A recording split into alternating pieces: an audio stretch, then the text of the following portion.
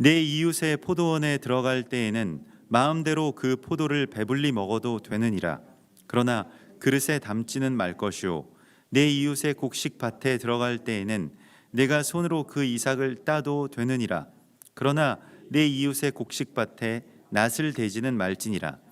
사람이 아내를 맞이하여 데려온 후에 그에게 수치되는 일이 있음을 발견하고 그를 기뻐하지 아니하면 이혼 증서를 써서 그의 손에 주고 그를 자기 집에서 내보낼 것이요 그 여자는 그의 집에서 나가서 다른 사람의 아내가 되려니와 그의 둘째 남편도 그를 미워하여 이혼 증서를 써서 그의 손에 주고 그를 자기 집에서 내보냈거나 또는 그를 아내로 맞이한 둘째 남편이 죽었다 하자 그 여자는 이미 몸을 더럽혔은즉 그를 내보낸 전 남편이 그를 다시 아내로 맞이하지 말지니 이 일은 여호와 앞에 가증한 것이라. 너는 내 하나님 여호와께서 내게 기업으로 주시는 땅을 범죄하게 하지 말지니라. 아멘.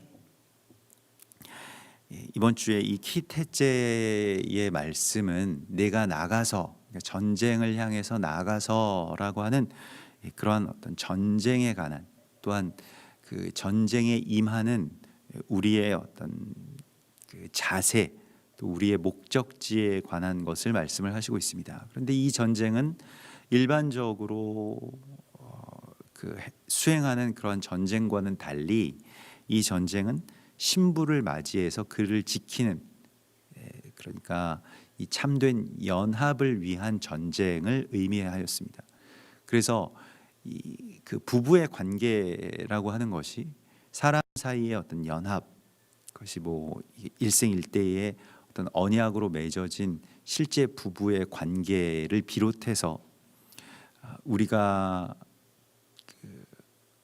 뭐 다른 그 존재와 혹은 다른 사람과 또 다른 나라와 그렇게 하나 되고 연합하게 되는 바로 그 일과도 연결되고요.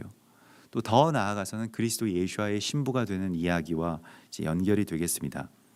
그래서 그것이 이 연약한 자들, 가난한 자들과 우리가 어떻게 하나 되어서 살아갈 것이냐라고 하는 것에 대한 또한 말씀이기도 하고요. 이것은 마치 전쟁과도 같아서 우리 안에서 계속해서 발생하는 어떤 그 욕망이나 또 자기 중심의 생각, 자기만을 생각하고 다른 사람들의 어떤 어려움을 이제 그 외면하려고 하는 그러한 자기 뭐 이기주의, 뭐 이러한 것들로부터 우리가 자유함을 얻게 되는 그러한 전쟁, 그것을 수행하라고 주께서 말씀을 하시고 있습니다.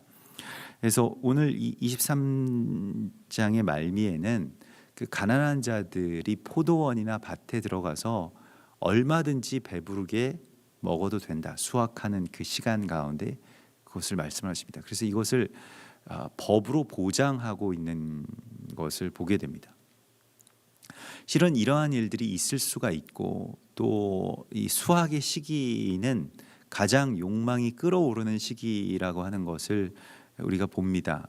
그러하기 때문에 그 뭐 없을 때에야 뭐 다 같이 없는 신세에 자기의 것을 나누기가 오히려 더 쉬울지 모르겠습니다. 그러나 자기 것을 움켜쥐고자 하는 그러한 그 이 욕망이나 또 그 이 방어가 그 안에서부터 올라오는 그 시기를 어떻게 하나님께로 올려드리고 또 이웃에게로 갚겠느냐라고 하는 것이 이제 이 토라의 어떤 기본적인 부르심이고 절기의 본질이라고도 할 수가 있겠습니다. 모든 절기는 다 어떤 추수와 관계되어 있죠. 그래서 추수가 있을 때, 그러니까 이것은 내 소유가 가장 올라가고 거기에 대해서 가장 관심이 집중되고 또 그걸 움켜쥐고자 하는 마음이 가장 끌어오를 때 오히려 그것을 가지고 하나님 앞에 나아가서 하나님께 드리고 또 그 하나님께 드린 것으로 이 화목제를 드림으로써 성중에 있는 객이나 고아나 과부를 기쁘게 하는 바로 그 안식을 선포하는 것, 그것이 이제 여호와의 절기 가운데 부르심을 받은 우리의 이야기입니다. 뭐 올해는 조금 뭐 음력 개월수나 뭐 윤달의 어떤 차이로 말미암아서 이스라엘 그 여호와의 절기의 초막절과 또 우리 이 추석이 좀 많은 차이가 있습니다. 날짜의 차이가 있습니다만은 일반적으로 이 추석과 이 초막절이 관계가 있죠.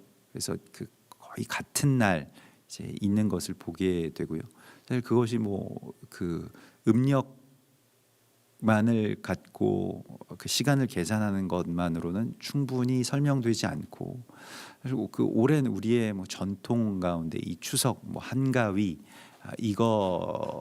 이때에 모여서 그렇게 우리가 함께 기뻐하고 또 하나가 되고 하는 이러한 전통이 뭐 초막절에 그대로 초막절의 규례와 그대로 연결되는 것을 우리가 이제 보게 됩니다. 근데 거기에서 중요한 것이 있는데 그것이 나의 부요함 또 나의 풍족함 그것에만 집중하지 않고 이것을 이제 나누는 것에 있죠. 그래서 우리가 뭐 과일이든 무엇을 들고 우리 뭐 친지들을 찾아서 인사하는 그러한 일도 더 확장되어서 그것이 가난한 자들 또 연약한 자들 외로운 사람들을 찾아가는 그러한 일로 연결되어야 할 것입니다. 오늘 주님의 말씀에서는 가난한 자들이 도움을 받을 수 있도록 그것을 아주 법적으로 보장하고 또 거기에 대하여서 그것을 베푸는 자가 어떤 자기 의로서 자기 의의 공로로서 이것을 추구하고 취하지 말 것에 대해서 구조적으로 이것을 만들어내는 장면을 보게 됩니다. 그래서 부자가 가난한 자들을 도울 때 어떤 마음 가운데에서는 자기 의가 그렇게 생길 수도 있고요. 또 뻐기고 싶은 마음, 나는 이렇게 돕는다라고 하는 것에 대한 어떤 뭐 여러 가지 칭찬을 받고 싶어하는 그러한 마음이 생길 수가 있겠죠.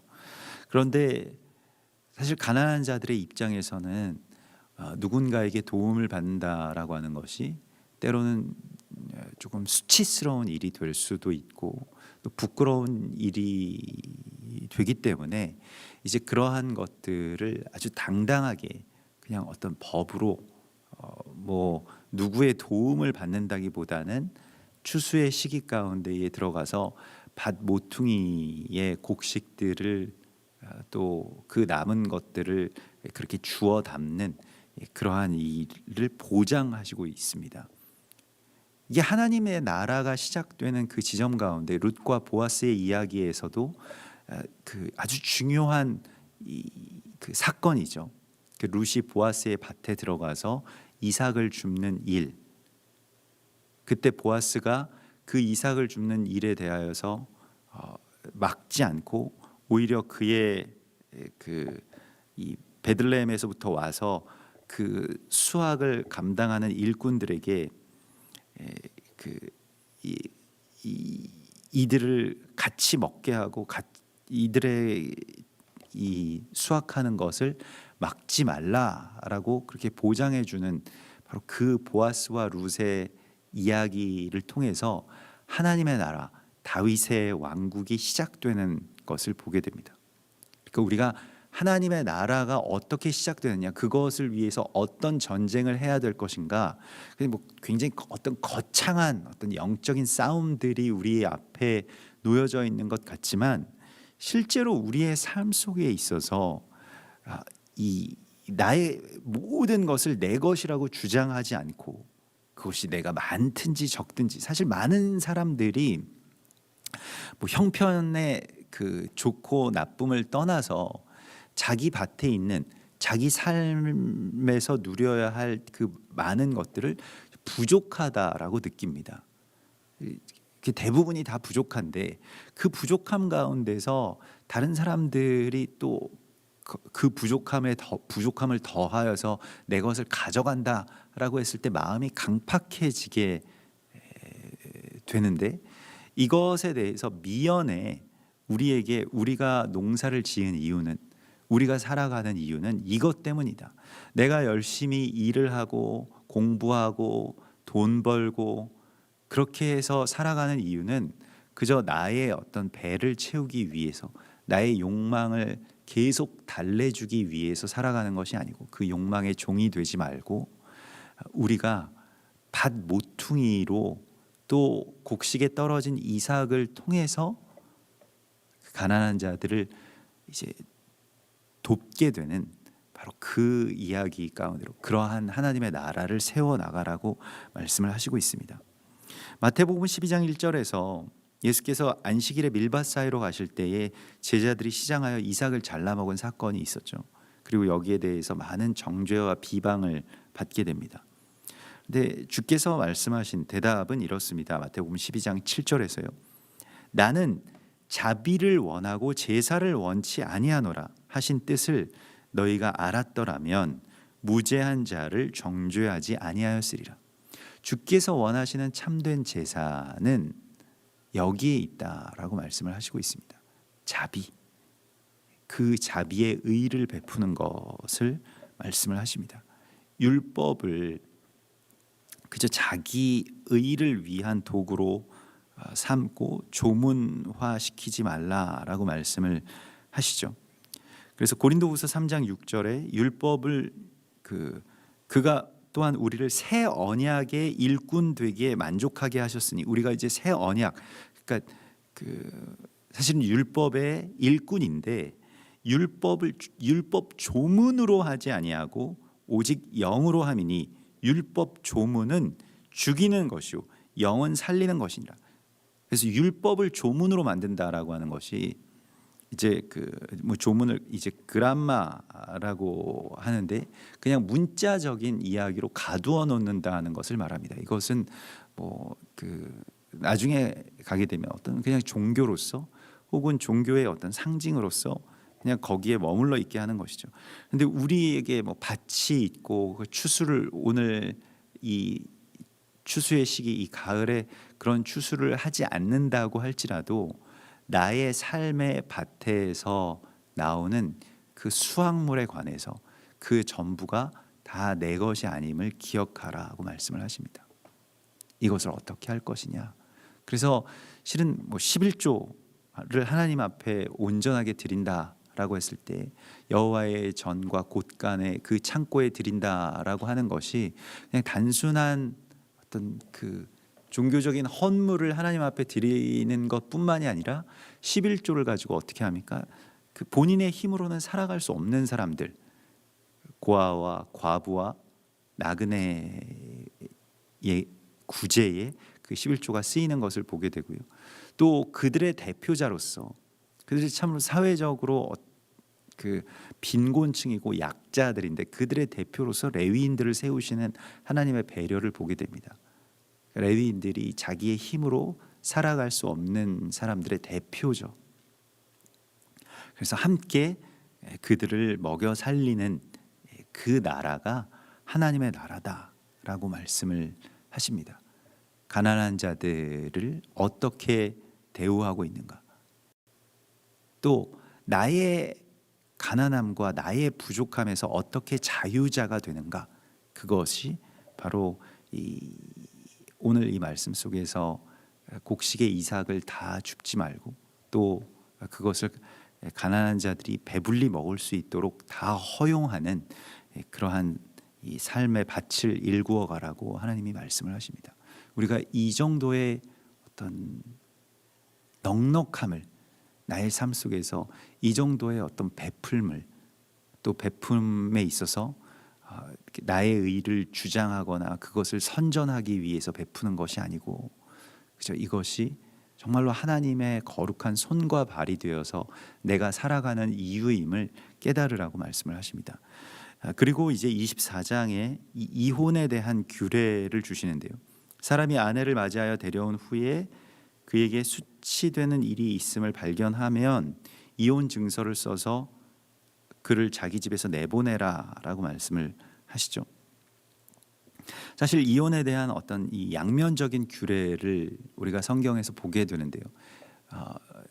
주로 이제 모세의 율법에서는 이혼에 대해서 가하다, 가능하다라고 말씀을 하고 있습니다. 특별히 또한 오늘 이 말씀에서는 더 강화해서 이혼 증서를 한번 받은 그 아내를 다시 맞이하지 말라라고 말씀을 하시죠. 이것은 사실 이 결혼의 관계를 통해서 무언가 어떤 그 음행이나 혹은 그 사악한 우상 숭배가 들어오게 되는 것을 이제 이 갈라서게 되는, 그러니까 무엇 그 악한 것과 결별하게 되는 이 악을 제하는 이야기로서만 우리가 받아들일 수가 있게 됩니다. 이 실제의 어떤 부부의 관계에서 이혼이 가하다 이것이 아니고, 오늘날 우리가 이 어떤 대적과의 혼합, 그것에 나의 몸을 내어주고 또 그것이 어떤 결혼의 관계까지 가게 된 그것을 이제 이혼 증서, 그러니까 이 케투바라고 하는 어떤 이 증서를 통해서, 또 이것은 이제 말씀을 뜻하는 것입니다. 이것을 통해서 이 결별을 확증하라라고 말씀하시는 한 가지의 뜻을 우리가 보아야 되겠습니다. 그래서 우리가 떠나야 될, 또 우리가 전에 혼합하고 이것 없으면 나는 못 산다, 또 뭐 그것을 무슨 주의라고도 할 수가 있겠습니다. 뭐 우리가 돈과 결합해서 결혼해서 살면 그것이 뭐 자본주의가 되겠죠. 또 다른 것들과 결합해서 살면 그게 무슨 주의, 뭐 사회주의, 무슨 주의, 뭐 개인주의, 무슨 주의 이렇게 되겠는데, 그러한 모든 것들과 이제 이 말씀을 통해서 결별하라고 말씀을 하시고 있습니다. 그래서 특별히 그러한 그 결별의 관건이 이 행음과 관계가 있고요, 다른 남자와의 어떤 간음과 관계가 있고, 이것은 다른 것을 섬기고 다른 것을 예배하는 우상 숭배와 연결되는 이야기죠. 그래서 이번 주에 이 전쟁을 향해서 나아가는 하나님의 백성들에게 있어서 전쟁터가 어디냐? 그게 이 아내와의 관계, 또 그것을 지켜내고 혹은 그것을 이제 끊어내는 이 전쟁 가운데로 나아가라고 말씀을 하시고요. 우리에게 있어서 아내가 누구인가라고 했을 때, 우리가 뭐 결혼을 했건 하지 않았건, 내가 남자이건 여자이건 간에 너의 아내를 혹은 너의 남편을 데려오라라고 하시는 주님의 말씀이 예배의 전제가 된다라고 하는 것을 우리가 알아야 할 것입니다. 그래서 요한복음 4장의 이 사마리아 여인의 이야기와 같이 가서 내 남편을 데려와라. 그래서 그때 그 여인이 대답한 것은 나는 남편이 없습니다 라고 하는 이 이혼에 대한 선포였죠. 그래서 너에게 남편 5이 있으나 내가 남편이 없다라고 하는 말이 옳도다라고 말씀하시는 그 말씀 속에서 우리가 오늘 이 신명기 24장의 말씀을 그 맥락에서 이제 보게 됩니다. 그래서 전에 나의 주인 되었던 그 모든 것들로부터의 자유를 선포하는 것이 예배이고, 오늘 우리가 이 예배 가운데서도 나는 그러한 주인의 아내가 아닙니다 라고 하는 것을 이제 선포하는 그러한 참된 자유와 결별을 선언하라고 말씀을 하시고 있습니다. 그러나 사람의 관계 안에서는, 또 사람의 혼인의 이야기 속에서는 다른 말씀을 주시죠. 그래서 이것을 아주 이 신약 성경에서 예수와께서 뭐 율법에 반하는 말씀이 아니고 사실은 율법을 완성하시는 것인데, 이것이 사람의 어떤 완악함과 또 그것에 대한 완악한 해석으로 말미암아서 쉽게 쉽게 이 결혼을 파기할 수 있다, 이 정도로 그 이혼에 대해서 생각을 하는 것. 뭐 오늘날에도 이혼이라고 하는 것을 뭐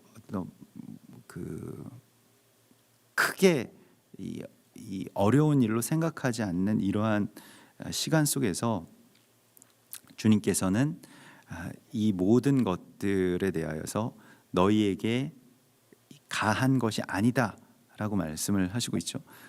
마태복음 5장 31절에서 누구든지 아내를 버리려거든 이혼 증서를 줄 것이라 하였으나 나는 너희에게 이르노니 누구든지 음행한 이유 없이 아내를 버리면 이는 그로 간음하게 함이요 누구든지 버림받은 여자에게 장가드는 자도 간음함이니라. 마태복음 19장에서도요. 제자들이 묻습니다. 그러면 어찌하여 모세는 이혼 증서를 주어서 버리라 명하였나이까? 예수께서 이르시되 모세가 너희 마음의 완악함 때문에 아내 버림을 허락하였거니와 본래는 그렇지 아니하니라. 본래의 결혼의 정신은 무엇입니까? 이걸 끝까지 지켜내는 투쟁을 계속해 나가는 것입니다. 그래서 누구든지 음행한 이유 외에 아내를 버리고 다른 데 장가드는 자는 간음함이니라. 사실 이 말씀이 맞는 말씀이고 이 말씀이 그렇게 어려운 말씀이라고 할 수가 없겠는데 제자들이 이런 질문을 합니다. 제자들이 이것에 대해서 어떻게 반응하냐면 만일 사람이 아내에게 이같이 할진대 장가들지 않는 것이 좋겠나이다 라고 그렇게 말을 합니다. 그래서 이렇게 사람이 영원히 이 결혼을 지키는 것보다 차라리 결혼을 하지 않는 게 좋겠습니다라고 말을 하죠. 사실 오늘날에 그런 생각들도 많이 갖고 있는데요. 왜냐하면 이 부부의 관계를 지키고 가정을 지켜내는 것이 얼마나 어려운 일이고 얼마나 힘겨운 투쟁인지를 이 세상의 삶을 통해서 보기 때문에 그렇습니다. 그래서 제자들도 그런 말을 하는데 그러나 예수께서는 이 혼인의 관계에서 이것을 끝까지 지키는 자가 되라고 말씀을 하십니다. 이사야서 54장 5절에 너를 지으신 이가 내 남편이시라 그의 이름은 만군의 여호와이시며 내 구속자는 이스라엘의 거룩한 이시니라 그는 온 땅의 하나님이라 일컬음을 받을 것이라. 그래서 우리의 주인 우리의 남편이 우리의 거룩한 남편 곧 예수아라고 말씀을 하시고 이것을 지키는 삶을 살아가라고 말씀하시고 있습니다. 그래서 사실은 이 사람이 부모를 떠나 그 둘이 합하여 한 몸을 이룰지니라라고 하시는 이 말씀이 우리에게 있어서 전쟁터로 가서 원수된 자와 하나 되는 그런 그 포로를 신부로 맞이하는 이 키테제의 전쟁과 연결되는 말씀이죠. 우리가 전에 주인 삼았던 우리의 다른 남편들을 다 버리고 이제 오직 한 분 남편이신 예수께로 온전하게 나아가는 이 예배로 하나님 우리를 부르시고 있고요. 여기에 있어서 우리가 이 혼인의 어떤 주권자로서 이것을 마음대로 이것을 나누거나 혹은 이것을 파기할 수 없다라고 말씀하십니다. 하나님이 짝지어 주신 것을 사람이 패할 수 없느니라라고 하시죠. 그래서 이 마태복음 13장 6절에서 이제는 둘이 아니요 한 몸이니 그러므로 하나님이 짝지어 주신 것을 사람이 나누지 못할지니라. 둘이 아니고 한 몸인데 이것에 대해서 자기가 임의로 나누지 못한다라고 말씀을 하시고 있습니다.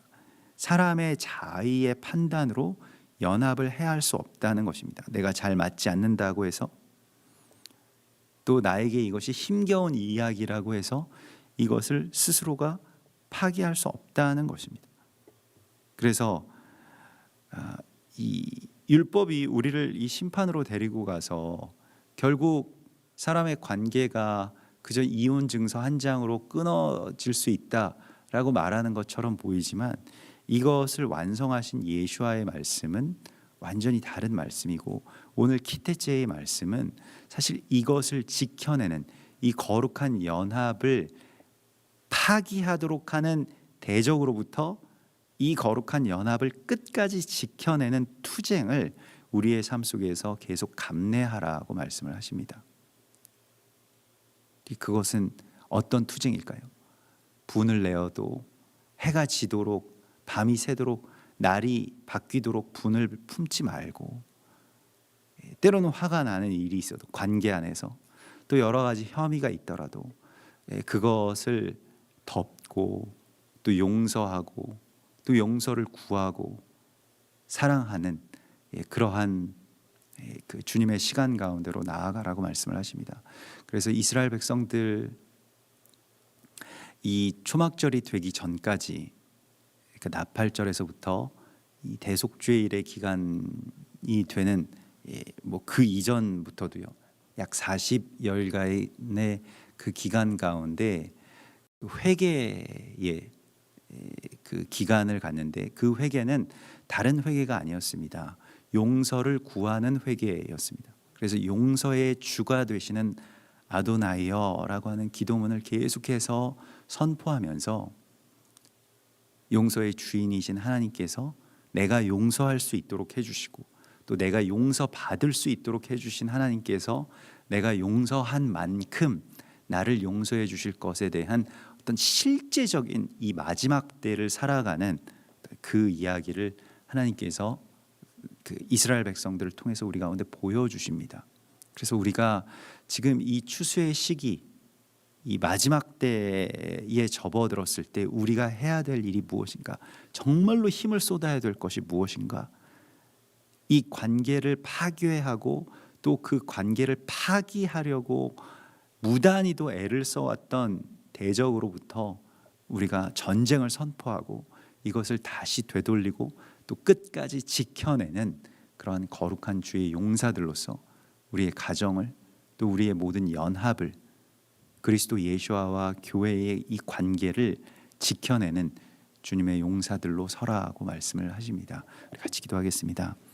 하늘에 계신 우리 아버지시여, 이름이 거룩히 여김을 받으시오며 나라의 임하옵시며 뜻이 하늘에서 이룬 것 같이 땅에서도 이루어지이다. 오늘날 우리에게 일용할 양식을 주옵시고 우리가 우리에게 죄 지은 자를 사하여 준 것 같이 우리 죄를 사하여 주옵시고 우리를 시험에 들게 하지 마옵시며 다만 악에서 구하옵소서. 대개 나라와 권세와 영광이 아버지께 영원히 있사옵나이다. 아멘.